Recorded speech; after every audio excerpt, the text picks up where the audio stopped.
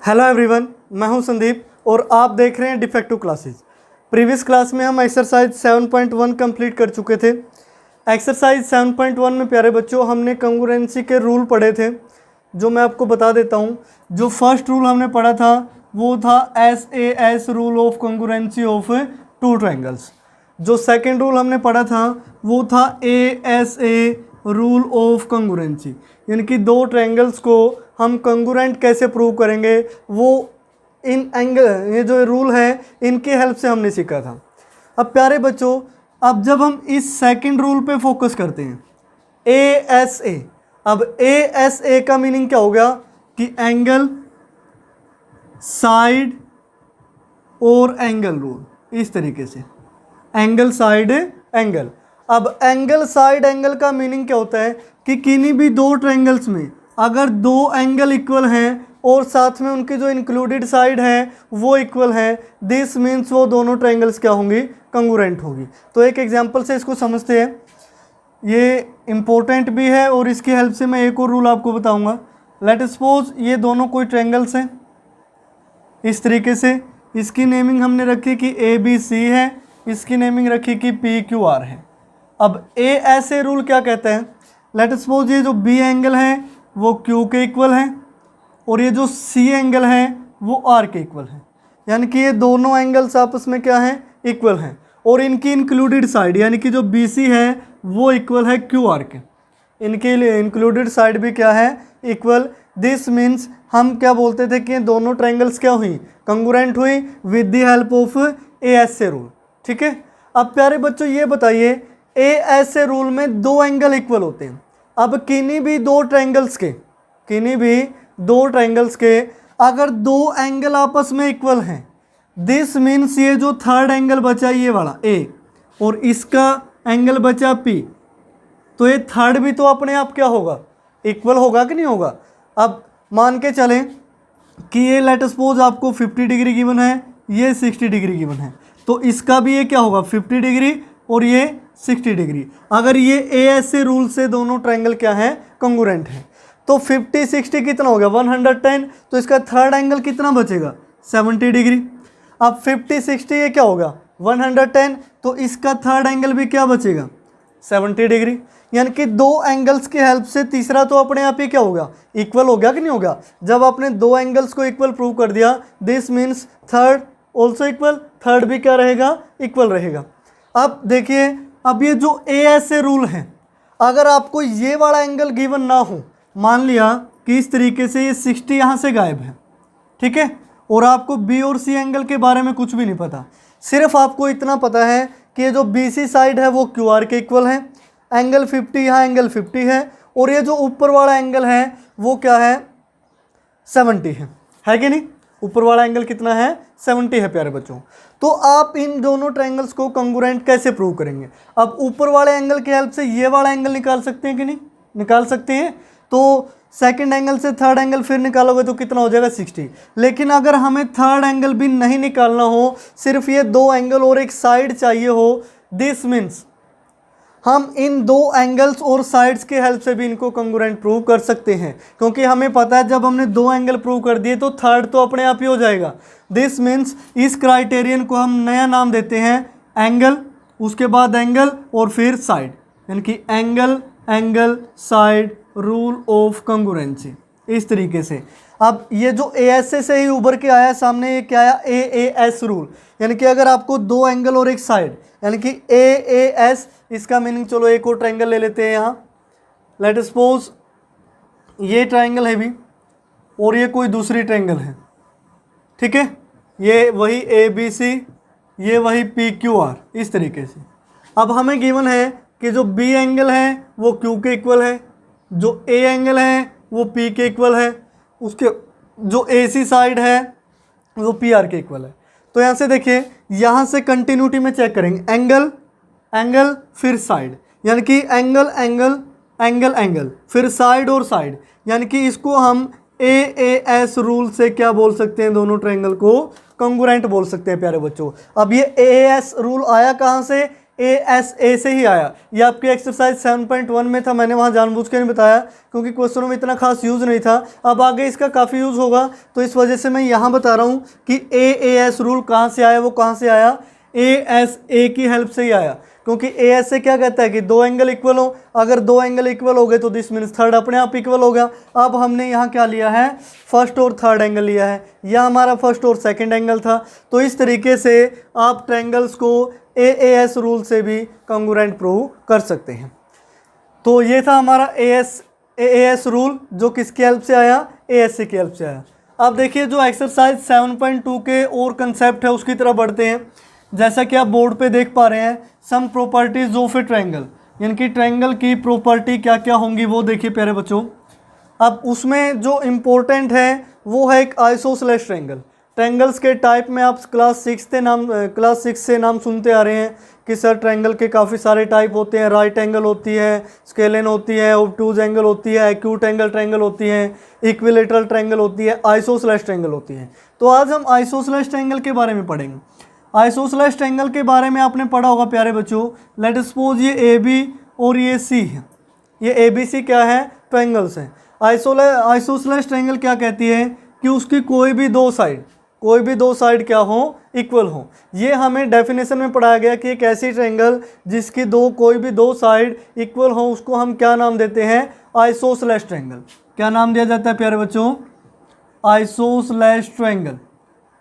अब ये एक चीज़ का आप ध्यान रखें, अगर ये दोनों साइड्स इक्वल हैं, यानी कि किसी भी ट्रायंगल में दो साइड इक्वल हैं, तो उसके जो अपोजिट टू एंगल हैं वो भी क्या होंगे? इक्वल।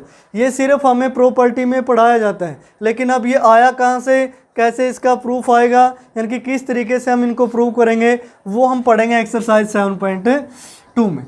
तो यहाँ से देखिए प्यारे बच्चों, एक्सरसाइज 7.2 की जो फर्स्ट थ्योरम है, थ्योरम नंबर 7.2। अब एक चीज़ का ध्यान रखें कि आप जैसे चैप्टर 6 आपने किया है, चैप्टर 7 आपने किया है, जितनी भी थ्योरम्स आपको करवाई जाती है वो मोस्ट इंपॉर्टेंट होती है एग्जाम के पॉइंट ऑफ व्यू से भी, और जो बेसिक कंसेप्ट है वो तो थ्योरम से ही निकलते हैं, क्योंकि जिसको थ्योरम आएगी उसी को एक्सरसाइज समझ में आएगी। अब लेट सपोज जैसे फर्स्ट एक्सरसाइज का एग्जांपल ले लो। अगर आपको ASA रूल या SAS रूल समझ में ना आया होता, क्या आप कोई एक्सरसाइज 7.1 का क्वेश्चन निकाल पाते? कभी भी नहीं। यानी कि बेसिक जो थ्योरम्स हैं वो आपको 100% आनी चाहिए, और उनको आप एज ए फेयर कॉपी में भी लिखें ताकि आपको अच्छी तरीके से समझ में आए। एक बार आप बोर्ड से समझें, एक बार आप खुद ट्राई करके देखें, फिर एक बार उसको फेयर कॉपी में लिखेंगे। यानी कि बार बार कई जगह ट्राई करने से वो चीज़ें हमें अच्छी तरीके से समझ में आती हैं। तो यहाँ से देखिए प्यारे बच्चों, जो थ्योरम 7.2 है वो क्या कहती है?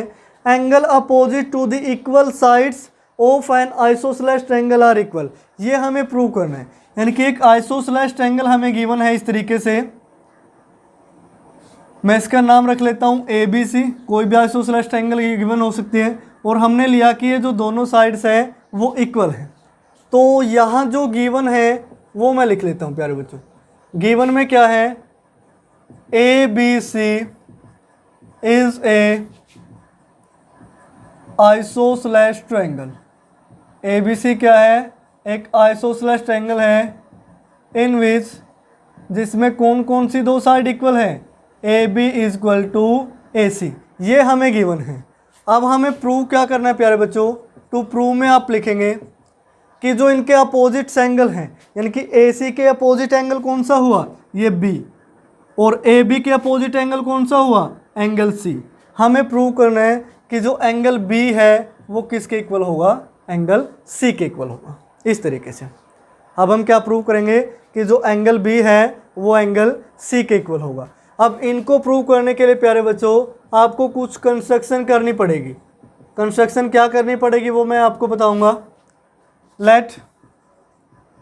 Let us draw a line AD which is bisector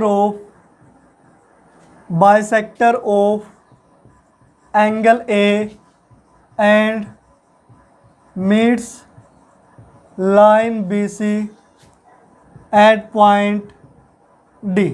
अब हमने क्या करना है कि जितना भी ये एंगल A है, मान लिया ये 60 है, तो इसका हाफ कर देना है, यानी कि एंगल बाइसेक्टर, यानी कि 30-30 कर देना है। अब इस एंगल का हाफ करोगे तो आपने एक ऐसी लाइन ड्रॉ की, तो ये थोड़ी टेढ़ी चली गई, इसको थोड़ा सा स्ट्रेट कर लेते हैं।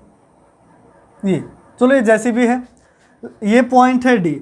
अब हमने क्या किया कि ये जो पूरा एंगल ए था इसके दो इक्वल पार्ट्स कर दिए कि ये दोनों एंगल भी आपस में क्या है, इक्वल।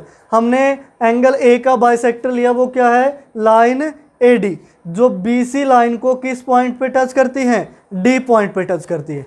तो ये हमने कंस्ट्रक्शन में लिखा प्यारे बच्चों। अब हम सॉल्यूशन लिखते हैं इसका। सॉल्यूशन में देखिए क्या होगा, सॉल्यूशन क्या कहते हैं, हम लिखते हैं in triangle A B D, यानी कि ट्रायंगल के जो बड़ी ट्रायंगल ए बी सी इसके दो हिस्से हो गए, ए बी डी यानी कि ये पहले वाला हिस्सा और दूसरे वाला हिस्सा, an triangle A C D. अब इन दोनों ट्रायंगल में देखिए प्यारे बच्चों, अब हम इनको कॉन्ग्रुएंट प्रूव करने वाले हैं। दोनों में देखिए जो ए बी है वो ए सी के इक्वल है, ये हमें गिवन है कि नहीं। उसके बाद जो एंगल है बी ए डी वो किसके इक्वल गिवन है, एंगल सी ए डी के। ये कहाँ से आया, हमने कंस्ट्रक्ट किया, यानी कि बाय कंस्ट्रक्शन या फिर फ्रॉम कंस्ट्रक्शन आप लिख सकते हैं। उसके बाद देखिए प्यारे बच्चों, जो ये ए डी साइड है वो किसके इक्वल है, ए डी साइड के ही इक्वल है, ठीक है। ए डी और ए डी दोनों में क्या है, कॉमन साइड है, तो इस तरीके से हम लिखेंगे कॉमन साइड, ठीक है। अब आपको इन दोनों ट्रायंगल में क्या मिला, दो तो हमें साइड मिल गई और उनके बीच का एंगल देखिए, ए बी और ए डी उनके बीच का एंगल, ए सी और ए डी और उनके बीच का एंगल। दिस मीन्स सो जो ट्रायंगल ए बी डी है वो कॉन्ग्रुएंट होगी ट्रायंगल ए सी डी के। अब कौन से रूल से कॉन्ग्रुएंट हुई, by S A S rule, ठीक है, by S A S rule से ये हमने क्या प्रूव कर दी, कॉन्ग्रुएंट। अगर ये दोनों ट्रायंगल कॉन्ग्रुएंट्स हैं तो इनके कोरस्पॉन्डिंग पार्ट भी क्या होंगे, इक्वल। दिस मीन्स हम लिख सकते हैं कि एंगल बी इक्वल टू होगा एंगल सी के। अब रीजन में क्या लिखोगे, by C P C T, यानी कि corresponding part of congruent triangle. तो इस तरीके से अब यही हमने प्रूव करना था और ये हमने इस तरीके से प्रूव किया। तो ये थे प्यारे बच्चों थ्योरम नंबर 7.2। तो इस तरीके से आप 7.2 को कंप्लीट करेंगे। उसके बाद प्यारे बच्चों आप आगे देखिए, जो नेक्स्ट आपके थ्योरम है, अगर मैं बोलूं कि इसका मैंने जो कन्वर्जन है वो आप बताइए ट्रू होगा कि नहीं। कन्वर्जन का मीनिंग क्या है कि अगर आपको ये दोनों एंगल्स इक्वल गिवन है, दोनों क्या गिवन है, एंगल्स इक्वल गिवन है, और आपने प्रूव करना है कि ये जो साइड से ये इक्वल होंगे, यानी कि इसका उल्टा कन्वर्जन। अब कन्वर्जन देखिए ट्रू होता है कि नहीं इसका, तो मैं इसको रफ कर देता हूँ। अब ये जो ट्रायंगल है उसको एज इट इज़ बने रहने देते हैं क्योंकि इसको बार बार बनाना ना पड़े। अब ये जो थ्योरम है इसको भी रफ कर देते हैं क्योंकि थ्योरम चेंज होने वाली है। अब जो गिवन था वो प्रूव करना है और जो प्रूव करना था वो क्या है, गिवन है। तो ये है प्यारे बच्चों आपकी थ्योरम नंबर 7.3। तो ये जो गिवन वाला है इसको भी चेंज करेंगे क्योंकि ये किस में जाएगा, प्रूव में जाएगा। अब थ्योरम नंबर 7.3 क्या कहती है, the sides opposite to equal angles in isosceles triangles, isosceles triangle है, आर इक्वल, वो क्या होंगी, इक्वल होंगी। अब हमें जो गिवन है उसमें क्या गिवन है वो देखिए, हमें बी और सी एंगल गिवन है, हमें बी और सी एंगल गिवन है, यानी कि साइड अब इक्वल गिवन नहीं है, इनको आप एज इट इज़ रखें। गिवन में क्या लिखोगे, here angle B equal to angle C, ये आपको गिवन है। अब आपने प्रूव क्या करना है, टू प्रूव आपको करना है कि जो ए बी साइड है वो ए सी के इक्वल होगी, यानी कि उल्टा होगा। तो यहाँ से देखिए इसको आप कैसे प्रूव करोगे, सेम वही तरीका, कंस्ट्रक्शन लिख देते हैं वही एज इट इज़। कंस्ट्रक्शन जो हमने पिछली लिखी थी सेम एज इट इज़ आएगी भाई, हाँ ठीक है। Draw a bisector of angle A which meets at point D of side B C, यानी कि बी सी को किस पॉइंट पे टच करता है, डी पे। तो यहाँ कंस्ट्रक्शन आप जैसे थ्योरम 7.2 में थी एज इट इज़ आप लिखेंगे। तो उसके बाद मैं सॉल्यूशन लिख देता हूँ प्यारे बच्चों। सॉल्यूशन में हम क्या लिखेंगे, in triangle A B D and triangle A C D. अब दोनों ट्रायंगल्स में देखिए, अब हम इनको कंग्रुएंट प्रूव करने वाले हैं कि जो एंगल बी है वो तो एंगल सी के इक्वल है, यानी कि ये हमें गिवन है। अब ये जो एंगल है बी ए डी, ये जो एंगल है बी ए डी वो इक्वल है सी ए डी के। ये कहाँ से आया, फ्रॉम कंस्ट्रक्शन।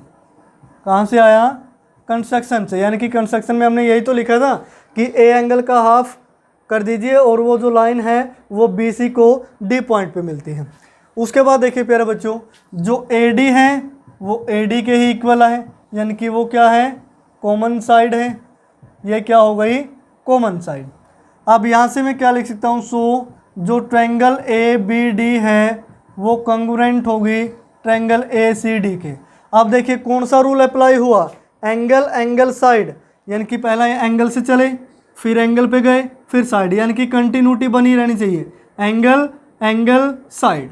तो ये कौन सा रूल हुआ, बाय AAS रूल, जो मैंने अभी आपको बताया था वीडियो के स्टार्टिंग में कि कौन सा रूल है, AAS। और ये कहाँ से आया, ASA रूल की हेल्प से, क्योंकि थर्ड एंगल भी क्या होता है, इक्वल होता है।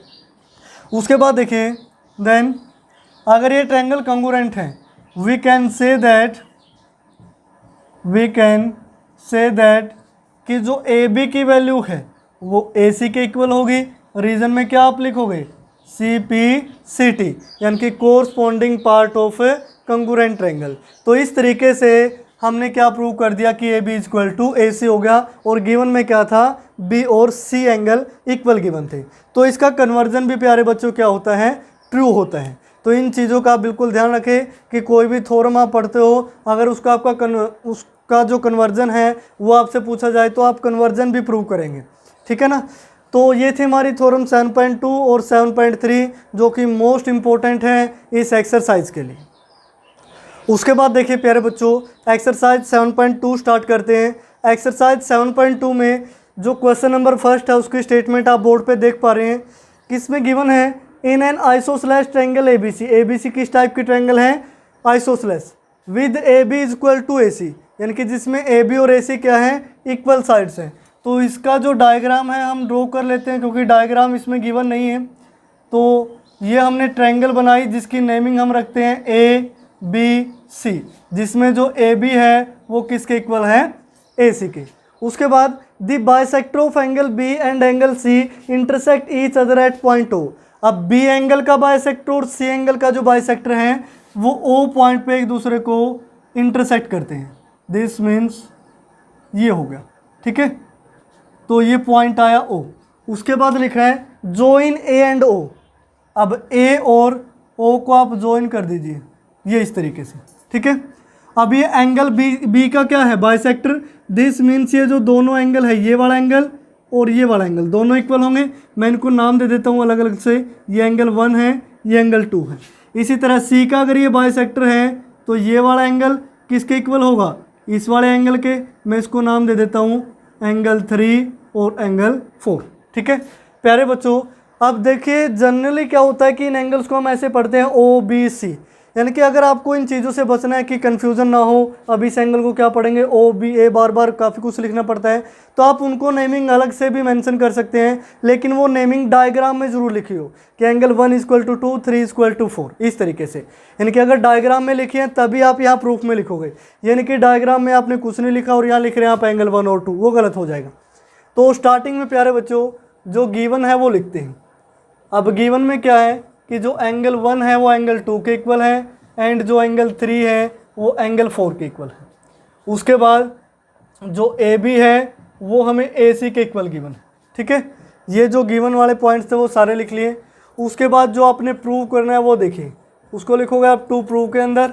टू प्रूव में जो फर्स्ट पार्ट है वो है OB is equal to OC, और जो सेकंड पार्ट है वो है AO कि बाइसेक्ट करता है एंगल A को। ये जो AO लाइन है एंगल A को बाइसेक्ट करती है।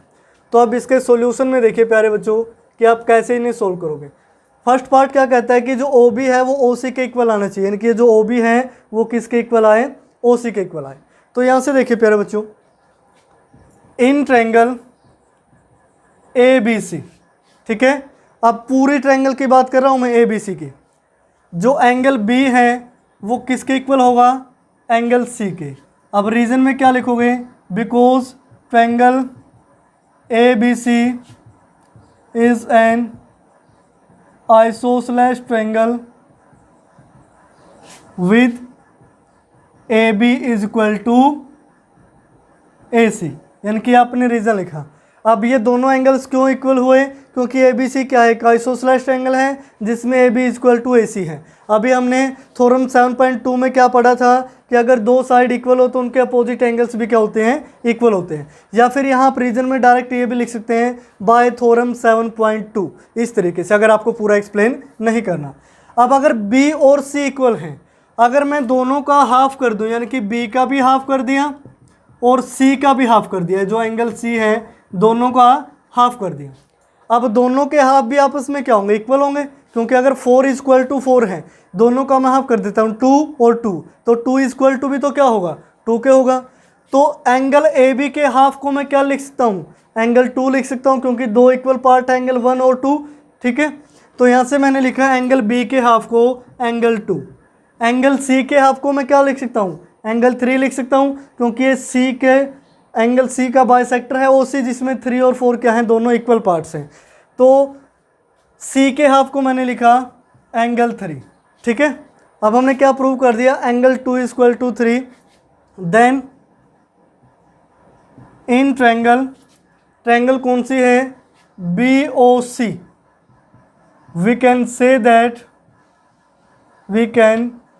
दैट अगर ये दोनों एंगल्स इक्वल हैं तो इनके अपोजिट साइड भी क्या इक्वल होगी? 3 के अपोजिट साइड्स ओ बी, 2 के अपोजिट साइड से O C. We can say that O B is equal to O C होगा। अब रीजन में क्या लिखोगे? By theorem 7.3। कौन सी थ्योरम से? 7.3। 7.3 थ्योरम यही तो कहती है कि अगर किसी आइसोसेलेस ट्रायंगल में ये दो एंगल इक्वल हैं तो उनके अपोजिट साइड्स भी क्या रहेंगी? इक्वल रहेंगी। तो हमने प्रूव कर दिया प्यारे बच्चों कि O B equal to O C है। उसके बाद हमने प्रूव करना है कि ए ओ है जो एंगल ए को बाइसेक्ट करता है, यानी कि ये हमें प्रूव करना है कि जो ये वाला एंगल है किसके इक्वल होगा? इस वाले एंगल के, जहाँ तक मैंने दोनों जगह क्वेश्चन मार्क लगा दिए हैं। तो नेक्स्ट स्टेप में यहाँ लिखता हूँ। उसके बाद देखिए इन ट्रायंगल मैं लिखता हूँ ए ओ सी एन ट्रायंगल। दूसरा है ए ओ बी ले लो यहाँ, ए ओ बी, यानी कि ये वाली ट्रायंगल और दूसरी वाली ट्रायंगल क्या है? ए ओ सी। अब दोनों ट्रायंगल्स में देखिए प्यारे बच्चों, अब हम इन दोनों ट्रायंगल्स को कंग्रुएंट कैसे प्रूव करेंगे? इसमें देखिए जो ए बी है वो किसके इक्वल गिवन है? ए बी ए सी के इक्वल गिवन है। ये हमें ऑलरेडी गिवन है क्योंकि ए बी सी क्या थी? आइसोसेलेस ट्रायंगल थी। उसके बाद जो एंगल 1 है वो किसके इक्वल होगा? एंगल 4 के इक्वल होगा। अब एंगल 1 और 4 क्यों इक्वल होंगे? यहाँ से देखिए 2 और 3 इक्वल आया था तो इसको इक्वेशन फर्स्ट एज्यूम कर लेते हैं। और 2 किसके इक्वल गिवन था? एंगल 1 के। और 3 किसके इक्वल गिवन था? एंगल 4 के। तो ये एंगल 4 के इक्वल हो गया, तो यहाँ हम इसको क्या मान लेते हैं? Second equation. यहाँ एक और लाइन आप लिख सकते हैं, then angle 1 is equal to क्या होगा? एंगल 4। तो 1 और 4 क्यों इक्वल हुआ? मैंने रीजन बताया, क्योंकि 2 किसके इक्वल था? 1 के इक्वल गिवन है। देखिए 1 2 के इक्वल, 2 3 के इक्वल और 3 4 के इक्वल, यानी कि 1 2 3 4 सारे आपस में क्या हो गए? इक्वल हो गए। तो एंगल 1 इज इक्वल टू 4 मैं लिख सकता हूँ बाय इक्वेशन सेकंड से, ठीक है। इक्वेशन सेकंड से हमने क्या लिखा? 1 और 4 इक्वल आ गए। उसके बाद जो ओ बी है वो किसके इक्वल है? ओ सी के। ऑलरेडी प्रूव्ड, ये हम प्रूव कर चुके हैं भी फर्स्ट पार्ट में, ठीक है। ऑलरेडी प्रूव इन, इस तरीके से आप लिख सकते हैं इन पार्ट फर्स्ट, कि फर्स्ट पार्ट में आपने ओ बी और ओ सी को प्रूव कर दिया है। अब यहाँ से देखिए दो साइड्स और उनके बीच का एंगल हमें इक्वल मिल गया। सो ट्रायंगल ए ओ बी वो कंग्रुएंट होगी ट्रायंगल ए ओ सी के, बाय कौन से रीजन के? एस रूल ऑफ कंग्रुएंसी, ठीक है। यानी कि दो साइड्स और उनके बीच के एंगल, दो साइड्स उनके बीच का एंगल। तो SAS रूल से ये क्या हो गई, कंग्रुएंट। अगर ये ट्रायंगल कंग्रुएंट है, दिस मीन्स एंगल बी या फिर एंगल है जो OAB वो किसके इक्वल होगा, एंगल OAC के बाय CPCT, यानी कि जो हमने प्रूव करना था। ठीक है, then we can say that अगर ये दोनों एंगल क्या हैं, इक्वल हैं, यानी कि जहाँ क्वेश्चन मार्क लगे अगर ये दोनों एंगल इक्वल हैं, वी कैन से दैट कि जो AO है वो बाइसेक्ट करता है एंगल A को। यही आपने क्या करना था, प्रूव। तो ये आपका फर्स्ट पार्ट और ये आपका सेकंड पार्ट। इस तरीके से हर एक चीज़ों को विद रीज़न लिखोगे, क्योंकि बिना रीज़न कोई भी चीज़ें मान्य नहीं होती। अगर आपने लिख दिया OB = OC, कहाँ से आया अभी बताओ, रीज़न तो पता होना चाहिए ना, क्योंकि हमने फर्स्ट पार्ट में प्रूव कर दिया, तो उसका भी आप रीज़न लिखोगे। तो इस तरीके से आप क्वेश्चन नंबर फर्स्ट को कंप्लीट करेंगे। उसके बाद क्वेश्चन नंबर सेकंड देखिए प्यारे बच्चों। सेकंड क्वेश्चन क्या कहता है, in triangle ABC AD is perpendicular bisector of BC। जो AD है, ये फिगर आपको दिखाई दे रहा है, फिगर गिवन है। AD है जो परपेंडिकुलर बाइसेक्टर गिवन है, हमें शो करना है कि ABC is an isosceles triangle in which AB = AC है। तो जो भी हमें गिवन है वो स्टार्टिंग में लिख लेते हैं। अभी गिवन में आप लिखोगे, अब जो AD है वो परपेंडिकुलर है साइड BC पे, एंड परपेंडिकुलर के साथ क्या है, बाइसेक्टर भी है, यानी कि ये जो दोनों जो BC साइड है उसको 2 इक्वल पार्ट में डिवाइड करेगा अगर बाइसेक्टर है। तो AD = DC भी हमें गिवन है। अब हमें प्रूव क्या करना है, टू प्रूव में आप लिखेंगे, हमें प्रूव करना है कि जो AB साइड है वो AC के इक्वल होगी। उसके बाद देखिए सॉल्यूशन, बिल्कुल आसान सा क्वेश्चन है। सॉल्यूशन में देखिए, अगर मैं ये लिखता हूँ in triangle ABD and triangle ACD, तो इन दोनों ट्रायंगल में देखिए ABD ACD, दोनों ट्रायंगल्स में जो BD है वो किसके इक्वल गिवन है, DC के या फिर CD के आप लिख सकते हैं। BD = CD, ये हमें ऑलरेडी गिवन है because AD is the bisector of line BC। उसके बाद जो एंगल है ADB = है एंगल ADC, और दोनों की वैल्यू क्या है, 90 डिग्री है, इनकी परपेंडिकुलर है, तो ये भी हमें गिवन है। उसके बाद थर्ड देखिए, जो AD है ट्रायंगल्स में और जो AD है वो क्या है, कॉमन साइड है। ये क्या है, कॉमन साइड दोनों ट्रायंगल में। ठीक है, तो इस तरीके से देखिए दो साइड्स और उनके बीच वाला एंगल हमने इक्वल प्रूव कर दिया। दो साइड और उनके बीच वाला एंगल 90, दो साइड उनके बीच वाला एंगल 90। उसके बाद जो ट्रायंगल ABD है वो कंग्रुएंट होगी ट्रायंगल ACD के, कौन से रूल से, बाय SAS रूल ऑफ कंग्रुएंसी आप कंप्लीट लिख सकते हैं। अगर ये दोनों ट्रायंगल कंग्रुएंट हैं, दिस मीन्स इनकी जो कोरस्पॉन्डिंग साइड्स है AB किसके इक्वल होगी, AC के, देन AB = होगी AC के, रीजन में क्या आप लिखोगे, बाय CPCT। तो अगर ये दोनों साइड्स इक्वल हैं तो हम क्या लिख सकते हैं, hence ABC is an isosceles triangle, ये क्या होगी, आइसोसेलेस ट्रायंगल होगी विद AB = AC। यही आपने क्या करना था, प्रूव करना था। तो इस तरीके से क्वेश्चन नंबर सेकंड को बिल्कुल इजीली आप प्रूव कर सकते हैं। ज़्यादा नहीं, बस 3 नंबर में क्वेश्चन आएंगे इस तरीके के, अगर आपको सिर्फ एक ही ट्रायंगल कंग्रुएंट प्रूव करनी है तो इस तरीके से आप क्वेश्चन नंबर सेकंड कंप्लीट करेंगे। प्यारे बच्चों, आज की वीडियो में हमने कुछ बेसिक थ्योरम्स पढ़ी, उसके साथ ही थ्योरम्स के साथ हमने एक्सरसाइज 7.2 भी स्टार्ट की है, जिसमें मैंने आपको क्वेश्चन नंबर फर्स्ट और सेकंड सोल्व करवाया।